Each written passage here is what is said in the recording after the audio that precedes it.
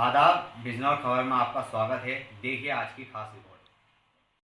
खबर टीवी में आपका स्वागत है। बिजनौर में कोरोना मरीजों की संख्या बढ़कर हुई 18। जनपद बिजनौर में चांदपुर क्षेत्र के लगातार बढ़ रहे कोरोना मरीजों की संख्या को स्वास्थ्य विभाग और प्रशासन अधिकारियों में मचा हड़कंप। चांदपुर क्षेत्र शाह चंदन व पतियापाड़ा मोहल्ले में आज 7 नए केस कोरोना संक्रमित मरीज मिलने पर मोहल्ले में दहशत फैल गई है। इन दोनों मोहल्ले के 1 किलोमीटर के दायरे को जिला प्रशासन दोबारा पूरे तरीके से सील करा दिया गया है और सभी जगह पर सैनिटाइज कराया जा रहा है। जनपद के चांदपुर क्षेत्र के शाहचंदन व पतियावाड़ा मोहल्ले में कोरोना के नए 7 मरीज संक्रमित मिलने पर इन मरीजों के मिलने के बाद जिला प्रशासन व अधिकारी ने पतियापाड़ा व शाहचंदन मोहल्ले को 1 किलोमीटर के दायरे को पूरी तरीके से सील कर दिया गया है। सभी घरों में सैनिटाइज कराया जा रहा है। बिजनौर जनपद में अब तक कुल कोरोना वायरस के 18 एक्टिव मरीज हैं, जिसमें से जनपद चांदपुर क्षेत्र के एक निजी चिकित्सक की इलाज के दौरान मौत हो चुकी है। कोरोना वायरस से बचाव के लिए जहां बिजनौर का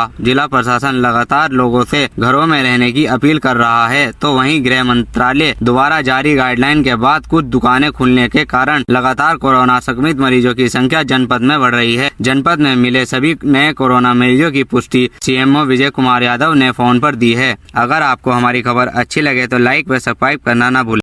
आदाब, बिजनौर खबर में आपका स्वागत है। देखिए आज की खास रिपोर्ट। अब 7 नए और एक्टिव केस मिले हैं। अब संख्या बढ़ गई है। कितनी संख्या बढ़ गई है और कितने हमारे यहाँ हॉटस्पॉट अब तक हैं? जो भी लोग पॉजिटिव डिटेक्ट होते हैं टेस्ट के उपरांत, तो हम लोग एग्रेसिव सर्विलेंस करते हैं कि पिछले कुछ दिनों में 15-20 दिन में वो किन लोगों से मिले और किन लोगों से उनका संपर्क हो सकता है। तो चांदपुर जो हमारा क्लस्टर हॉटस्पॉट है, उसमें हमने एग्रेसिव सर्विलांस की थी कि साहब ये जो हमारे 2 पॉजिटिव केसेस आए हैं और उनके परिवार, तो इनमें किस किस लोगों से इनकी मुलाकात होना संभव थी और उन सबको हमने क्वारंटाइन किया था। तो जितने लोग हमने क्वारंटाइन किए थे उनके हमने सैंपल्स भेजे। ये सैंपल्स रिजल्ट आज आया है, तो उसमें 7 लोग ऐसे पाए गए हैं जो क्वारंटाइन थे और पॉजिटिव आए। ये सारे लोग जो हमारे केसेस पहले थे उनके डायरेक्ट या इनडायरेक्ट कांटेक्ट के लोग हैं, ये बाहर के लोग नहीं हैं और उसी हॉटस्पॉट एरिया के अंदर के लोग हैं। तो उम्मीद करते हैं कि सारे लोगों का हमने जो कांटेक्ट ट्रेसिंग कर ली थी, तो उसमें अब अवसर नहीं रहा होगा कि इन्होंने और आगे इन्फेक्शन फैलाया हो। ये वो लोग हैं जो हमारे पास क्वारंटाइन थे और जिनका हमने टेस्ट कराया। कितने टोटल हॉटस्पॉट इस वक्त एक्टिव हैं हमारे यहाँ? हॉटस्पॉट हमारे यहाँ 16 एक्टिव हैं जनपद बिजनौर में। उनमें से करीब 7 हॉटस्पॉट ऐसे हैं जिनका समय 3 दिन में पूरा हो जाएगा और वहाँ कोई पॉजिटिव रिपीट नहीं हुआ है। तो उम्मीद है कि 3 दिन में कुछ हॉटस्पॉट्स हम खोल पाएंगे। कुछ रियायत की भी उम्मीद की जा सकती है शहर में? देखिए, जो हॉटस्पॉट्स हैं, सील्ड एरिया हैं, वहाँ रियायत की कोई उम्मीद करना ही एक गलत बात है। हमारा मकसद ये है कि जिन इलाकों में इन्फेक्शन निकला है तो उनको हम कंटेन करके रखें और किसी भी तरीके से दूसरे इलाकों में न फैलने पाए और उन इलाकों में भी आपस में कोई इन्फेक्शन फैलने की स्थिति ना रहे। तो वहाँ तो सख्ती करनी ज़रूरी है और वो की जा रही है। आदाब, बिजनौर खबर में आपका स्वागत है। देखिए आज की खास रिपोर्ट। जैसे कि रमज़ान मुबारक महीना आधे हो चुके हैं, इसमें और एक फितरों के बारे में आपका क्या कहना है? देखिए, रमज़ान मुबारक के अंदर 3 अशरे होते हैं। पहला अशरा रहमत का, दूसरा अशरा मग़फ़िरत का और तीसरा जो है वो दोज़ख से निजात का। पहला अशरा जो रहमत का वो गुजर चुका है, दूसरा अशरा ये मग़फ़िरत का चल रहा है और तीसरा अशरा जो 21वीं शब से शुरू होगा जो कि दोज़ख से निजात का अशरा होता है। उस आखिरी अशरे के अंदर बहुत सारी ताक़रातें होती हैं, 21, 23, 25, 27 और 29 ये ताक़रातें होती हैं। इन रातों के अंदर इबादत करना इसकी बहुत बड़ी फजीलत है और इसमें एक शब क़द्र होती है। तमाम लोग इसमें शब क़द्र की तलाश में इन ताक़रातों में ज़्यादा से ज़्यादा इबादत करें, अल्लाह से रुजू करें और अल्लाह से अपने गुनाहों की माफ़ी मांगें। और इस वक्त दुनिया एक बहुत बड़े अजाब से गुजर रही है कोरोना वायरस की शक्ल में, इससे निजात की दुआ मांगे कि अल्लाह ताला जल्द से जल्द इस बीमारी से पूरी दुनिया को निजात दिलाए और आलम इंसानियत की इस पर हिफाजत फरमाए। और तमाम लोग ज़्यादा से ज़्यादा इस रमज़ान शरीफ में जितनी भी इबादतें कर सकते हैं वो करें। आधा तकरीबन गुजर चुका है और आधा अभी तकरीबन बाकी है। हर आदमी ने चाहिए कि ज़्यादा से ज़्यादा अल्लाह की तरफ रुजू हो, अल्लाह से इबादत करे। और जिस तरीके से हम लोग लॉकडाउन का पालन कर रहे हैं और पिछले तकरीबन 1-1.5 महीने से, और उसी लॉकडाउन में रमज़ान शरीफ में भी हम पूरी तरीके से लॉकडाउन का पालन कर रहे हैं, तो तमाम लोगों से मेरी गुजारिश है कि जो भी हुकूमत की हिदायत हैं उनको देखते हुए लॉकडाउन का पालन करें और अपनी इबादतों के अंदर मशगूल रहें, अपने घरों के अंदर ही अपनी इबादतों के अंदर मशगूल रहें। फितरा हमारे यहाँ हर मुसलमान जो साहिब हैसियत है उसके ऊपर दीन के हिसाब से फितरा वाजिब है। फितरा तकरीबन 1.25 किलो गेहूँ या उसकी कीमत। इस वक्त मार्केट के अंदर जो गेहूँ की कीमत है वो मुख्तलिफ है, कहीं 2100 है, कहीं 2200 है, कहीं 2300 है, तो उसके हिसाब से तकरीबन 37-38 रुपये करीब बैठता है। लिहाजा तमाम लोग एहतियातन 40 रुपये के हिसाब से फितरा अदा करें। हर आदमी अपनी तरफ से, अपने नाबालिग बच्चों की तरफ से, अपने घर वालों की तरफ से 40 रुपये फ़ी आदमी के हिसाब से फितरा अदा करें। फितरा अदा करना ईद की नमाज से पहले पहले वाजिब है, जिससे कि जो हमारे गरीब मिस्कीन हैं वो भी हमारी ईद की खुशियों में शरीक हो सकें, उनके पास भी अपने बच्चों के लिए कुछ कपड़े वगैरह बनाने के लिए, बच्चों के खुशियों के लिए कुछ पैसे आ जाएं, यही इसका मकसद होता है। और इस वक्त चूँकि पूरी दुनिया बड़ी परेशान हाल है, लिहाजा तमाम लोगों से मेरी गुजारिश है मुसलमानों से कि वो ईद बहुत सादगी के साथ मनाएं। ईद को जो है अपने ऊपर जो ईद के खर्च करते हैं उस खर्च को बचाकर गरीबों के ऊपर खर्च करें। बहुत से लोग बहुत परेशान हैं, किसी के पास खाने को नहीं है, किसी के पास पहनने को नहीं है, उन लोगों की मदद करें। यही सबसे बड़ी ईद है हम लोगों की। पूरी तरीके से लॉकडाउन का पालन करें। बाज़ारों में कहीं भी अगर कहीं कहीं छूट भी है तो कोई बाज़ारों में भीड़ न लगाएं, बिल्कुल अपने घरों के अंदर रहें, सादगी के साथ ईद मनाएं और अल्लाह से दुआ करें अल्लाह ताला जल्द से जल्द इस बीमारी से हम सबको निजात दिलाए। हमारे चैनल के माध्यम से आप क्या अपील करना चाहते हैं? मेरी यही अपील है कि सब लोग अल्लाह की ज़्यादा से ज़्यादा इबादत करें। रमज़ान मुबारक का आधा महीना गुजर चुका है, जैसी भी हमसे इसे इबादतें हो सकी अल्लाह ताला उनको कबूल फरमाए, हमारी तमाम इबादतों को शर्फ कबूलियत न बख्शे। जितने हमारे रोज़े हैं, हमारी नमाज है, हमारी तरावी हैं, हमारी तिलावत कुरान है, इन तमाम जितनी हमसे इबादत हो सक रही है या जितनी हमसे हो सकेगी अल्लाह ताला तमाम इबादतों को कबूल फरमाए। सच्चे दिन से तमाम मुसलमान अल्लाह से दुआ करें, अल्लाह से अपने गुनाहों की माफ़ी मांगें, अपने तमाम अजीज़ व अक़ारिब के मग़फ़िरत के लिए दुआ करें और ख़ास तौर से दुनिया के अंदर अमन व अमान के लिए, अपने मुल्क के अंदर, अपने सूबे में, अपने शहर के अंदर अमन व अमान के लिए अल्लाह से दुआ मांगें कि अल्लाह ताला हर जगह अमन व अमान कायम रखे, हमारे शहर में हमारे हर जगह भाईचारा अमन व अमान कायम रखे और इस मुहलिक बीमारी से हम सबको जल्द से जल्द निजात दिलाए। आदाब, बिजनौर खबर में आपका स्वागत है। देखिए आज की खास रिपोर्ट।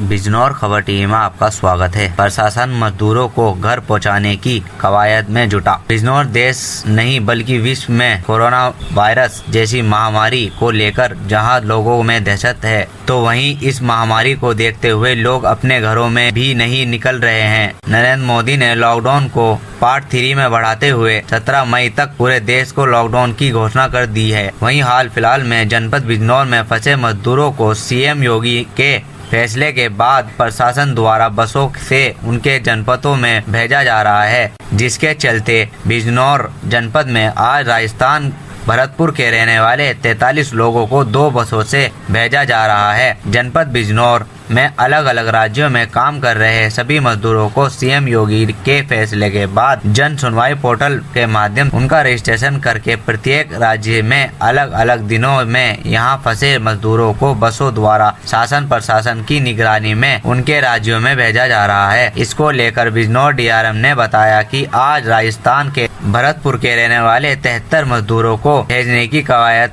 बस द्वारा शुरू की जा रही है, जिसमें कि 43 मजदूर ही आए हैं, जिसको आज 2 बसों द्वारा राजस्थान के भरतपुर इलाके में भेजा जाएगा। वहां से उनको जनपद की बसों द्वारा उनके घरों तक पहुंचाया जाएगा। वहीं सोशल डिस्टेंसिंग का पालन के मामले को लेकर डीआरएम ने कहा, कई बार सभी सोशल डिस्टेंसिंग को लेकर समझा दिया गया है, लेकिन इसके बावजूद भी कुछ मजदूर द्वारा सोशल डिस्टेंसिंग का पालन आश्रय स्थल में नहीं किया जा रही है। जनपद बिजनौर में सभी राज्यों के मजदूर को पहुँचाने के लिए प्रशासन द्वारा जन सुनवाई पोर्टल में रजिस्ट्रेशन करवाया जा रहा है और समय समय पर प्रत्येक राज्य के मजदूरों को बसों से भेजने की कवायद प्रारंभ हो चुकी है। अगर किसी व्यक्ति को अपने घर जाना हो, मुख्यमंत्री योगी आदित्यनाथ ने अपने पोर्टल पर रजिस्ट्रेशन करवा उसके बाद उनकी जांच कर उन्हें घर भेजा जाएगा। अगर आपको हमारी खबर अच्छी लगे तो लाइक व सब्सक्राइब जरूर करें। क्या नाम है आपका? अमृत किस पोर्टल? अमृत जी, कहाँ से आए हो आप? कहाँ जाना है आपको, बताइए क्या है? मैं नजीबाबाद में रहता था सर, वहाँ काम करता था, कुलीकवाड़ी के काम करता था, वहीं काम करता था। फिर बाद में चला लॉकडाउन, वो बढ़ गया। फिर मैंने सोचा बढ़ गया, पैसे भी खत्म हो गए, फिर क्या करें। फिर फोन लगाता था इधर उधर, फिर पता चला चलो बिजनौर से, वहां से कुछ ना कलेक्टर तो हर निकालेगा ही। वहां से मैंने सोचा चलो कुछ ना कुछ कलेक्टर करेगा, तो मैंने कल यहाँ आ गया। फिर यहाँ आके कलेक्टर से बात की, एप्लीकेशन लगाया, तो कलेक्टर बोला 1-2 दिन रुको, उसके बाद आपका हल हो जाएगा, ऐसा बताया। कहाँ जाना है आपको? गढ़वा डिस्ट्रिक्ट, बिहार, झारखंड। और रोडवेज की तरफ से कुछ कहा गया है? जब रोडवेज की तरफ से, ARM की तरफ से कुछ कहा गया है कि पास आपका जारी हो रहा है क्या? यस सर, बोला जो 1-2 दिन रुक जाइए, उसके बाद ही ठहरिए, उसके बाद आपके लिए कुछ व्यवस्था किया जाएगा। खाने के लिए भी है सर, आने की व्यवस्था है? Yes sir. सुंदर जी, कहाँ आपको जाना है और कहाँ से आप आ रहे हैं? मैं नजीबाबाद से आ रहा हूँ सर, जो वहाँ कुलीकवाड़ी काम करता था। कहाँ जाना है आपको? मेरे को छत्तीसगढ़ जाना था। छत्तीसगढ़ जाना है। क्या क्या व्यवस्था की गई है आपके यहाँ से जाने के लिए? कोई व्यवस्था की गई है शासन प्रशासन द्वारा या कोई रोडवेज द्वारा? जी सर, मेरा फ्रेंड वो कलेक्टर ऑफिस में गया था, वो ऑनलाइन के द्वारा माध्यम से वो कोई पास बना है आपका? नहीं बना है अभी? बना है सर। अभी बना है पास, आपको पता है? जी सर। अच्छा, और रोडवेज की तरफ से कुछ कहा गया है? जी सर। किसी अधिकारी ने कहा कब तक चले जाएंगे? जी सर, 2-3 दिन के बाद में आपको व्यवस्था हो जाएगा। अच्छा, आपको यहाँ खाने पीने की सब मिल रही है सामान? Yes sir. सब आज कुछ मजदूरों की बसें रवाना हो रही है, क्या आपकी व्यवस्था की गई आपकी तरफ से? ये राजस्थान के लिए बस रवाना हो रही है। लिस्ट में 73 आदमी थे, लेकिन 48 आदमी वहाँ पर आए हैं। जो 48 यात्री आए हैं, 2 बसों के माध्यम से इनको राजस्थान भरतपुर तक भेजा जा रहा है। भरतपुर से गंतव्य वहाँ उनके नगर स्थान तक उनके द्वारा भेजा जाएगा, राजस्थान सरकार द्वारा भेजा जाएगा।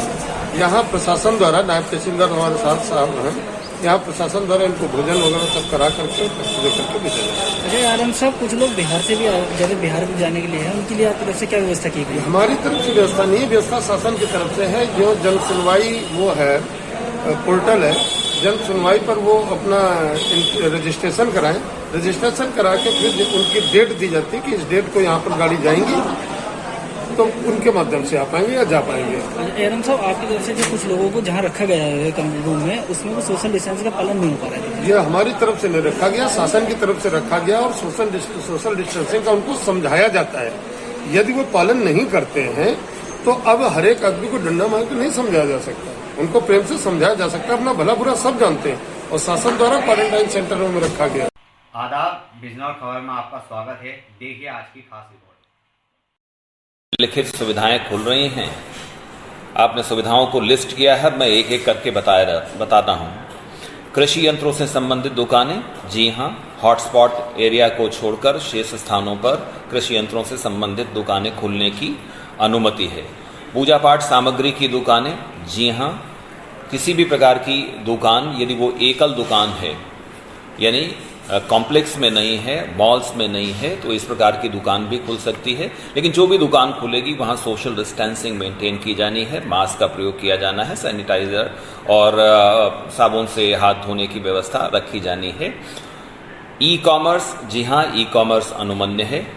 शराब की दुकानें, शराब की दुकानों के बारे में एक नीति निर्धारित की गई है कि हॉटस्पॉट एरिया को छोड़कर शेष स्थानों पर शराब की दुकानों को अनुमन्य कर दिया गया है कुछ शर्तों के साथ, तो ये दुकानें अब खुल गई हैं।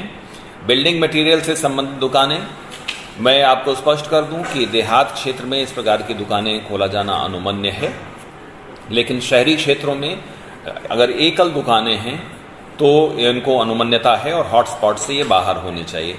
दुकानों व घरों पर माल सप्लाई से संबंधित कार्य, दुकानों व घरों पर माल सप्लाई से संबंधित कार्य, इस पर कोई रोक नहीं है, क्योंकि दुकान में जब सामग्री उपलब्ध होगी तभी उनका विक्रय संभव होगा। मोबाइल कंप्यूटर की दुकानें खुलेंगी कि नहीं, इस बारे में मैं स्पष्ट कर दूं कि हॉटस्पॉट एरिया को छोड़कर शेष स्थानों पर मोबाइल कंप्यूटर की दुकानें भी, यदि वो एकल दुकानें हैं, यानी उनके आसपास कोई भीड़ की स्थिति नहीं है,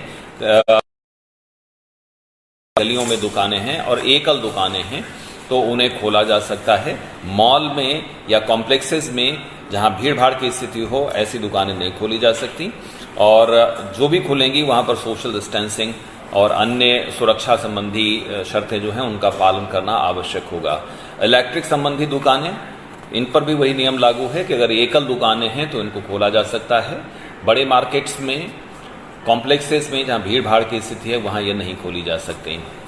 बाइक, कार शोरूम, धुलाई सेंटर, वर्कशॉप, कपड़ों की दुकानें, देखिए जो भी एकल दुकानें हैं और जहां भीड़ भाड़ नहीं होनी है, सामान्य रूप से उनके बारे में नीति निर्णय लिया गया है। अभी बाकी जो अनावश्यक यानी जिनके लिए अपरिहार्यता नहीं है, ऐसे गतिविधियों को प्रारंभ किए जाने का कोई अलग से निर्णय नहीं है। सामान्य थंब रूल इस बारे में ये है कि यदि एकल दुकान है और वहां पर भीड़ की स्थिति नहीं रहती है, कॉम्प्लेक्स की स्थिति नहीं है, मॉल्स की स्थिति नहीं है, तो ये काम किया जा सकता है। ढाबा, रेस्टोरेंट, मांस मछली से संबंधित दुकान व रेस्टोरेंट, इस बारे में मैं स्पष्ट कर दूं कि ढाबा, रेस्टोरेंट, मांस मछली से संबंधित दुकान व रेस्टोरेंट, इनके बारे में सभी जगह के लिए मना है। हेयर सैलून या